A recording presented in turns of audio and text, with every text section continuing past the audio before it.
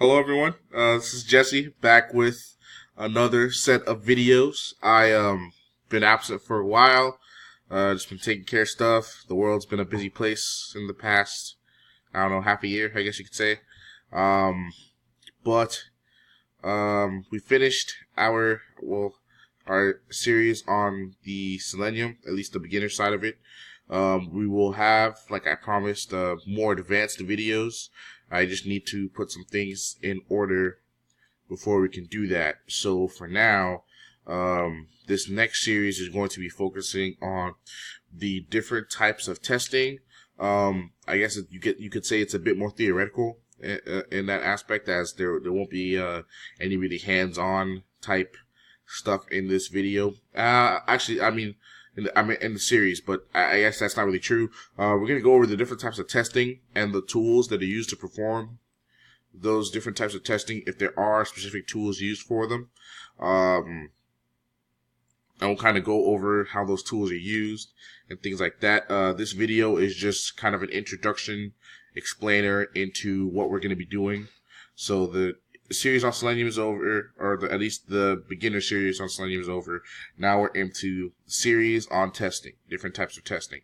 So we've talked about this before, but a quality assurance analyst position in a company is essentially to test software, or to make sure that the software meets the quality standards specified by the requirements of the application, meets the standards that the company sets for the application, and that it's at the highest possible quality that it can be. That's our job, quality analyst. QA engineer, basically same thing. QA stands for quality assurance. So quality assurance engineer, same thing, making sure that the application is at its best. To ensure that there are several different types of testing that have to be done on the application to ensure that maximum quality. I'm just going to run down the different types, but we can separate them into two groups, right? The two major groups of testing are functional testing and non-functional testing. So for all the other types of testing kind of fall underneath the umbrella of those two. So functional testing is testing that it's in the name, but it's testing that ensures that the application is that verifies the functionality of the application. Make sure that the features and components of it are working. Making sure that the application is doing what it's supposed to do, what it's designed to do. That's the functional aspect of the functional aspect of the application. Making sure those things are working and are of top quality. Functional testing. The counterpart to that is called non-functional testing. Non-functional testing tests things not related to what the application does, but just making sure that the application itself is in good shape. So non-functional testing could test things like the amount of users on the application, so that has nothing to do with the process of using the application. It's more about making sure that the integrity of the application cannot be compromised by a variety of factors.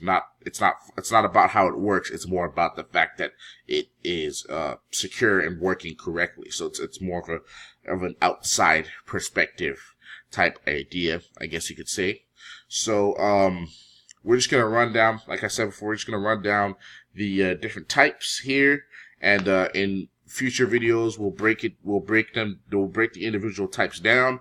I'll probably talk about them in little groups, like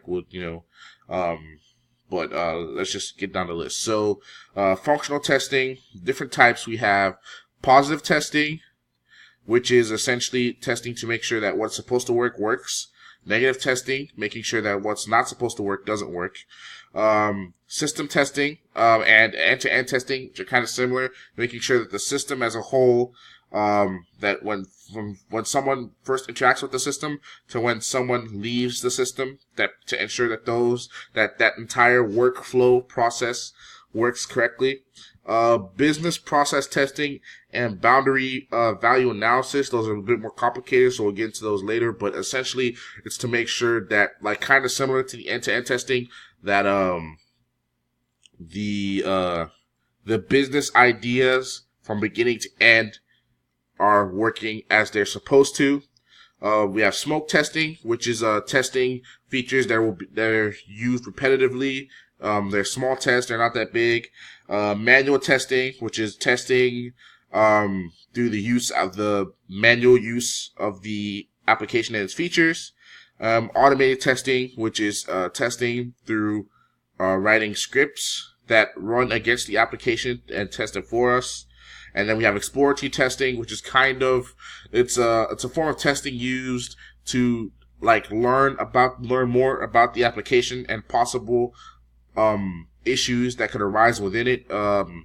So, for example, someone who is new to a platform or new quality assurance engineer would probably do a lot of exploratory testing when they first start, because they're trying to understand how the system works. They're trying to understand how the different features interact with each other. So they're exploring the application in a testing manner. So those are the major types of functional testing that we'll be covering in the series.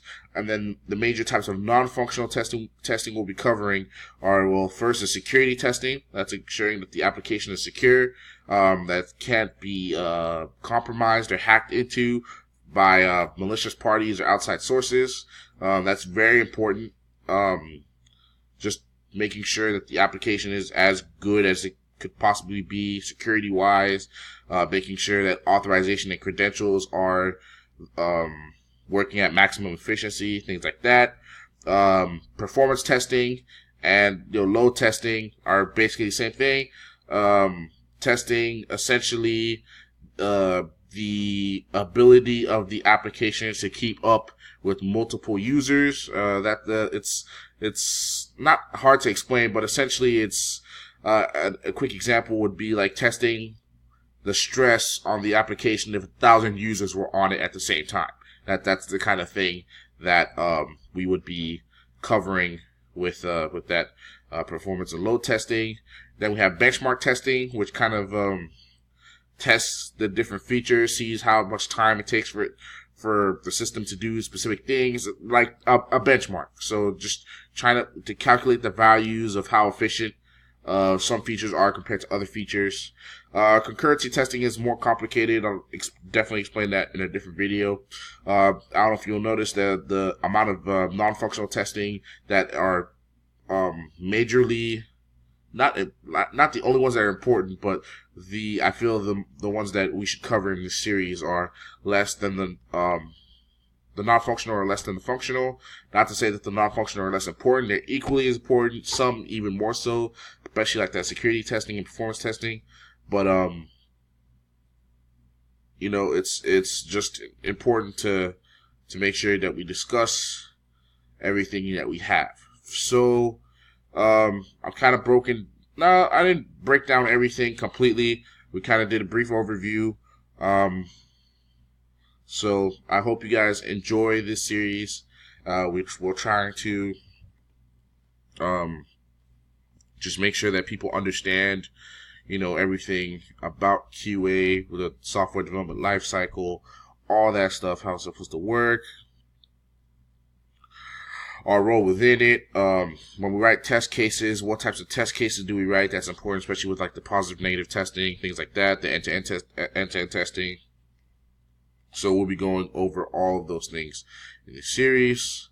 Thank you for watching. As always, you can find me and my information specifically on my blog at testautomated.blogspot.com, or you can look up my name on YouTube, Jesse Segun-Oside. It should just pop up my channel. Probably gonna change my the way some things are set up, but yeah, thank you for coming out.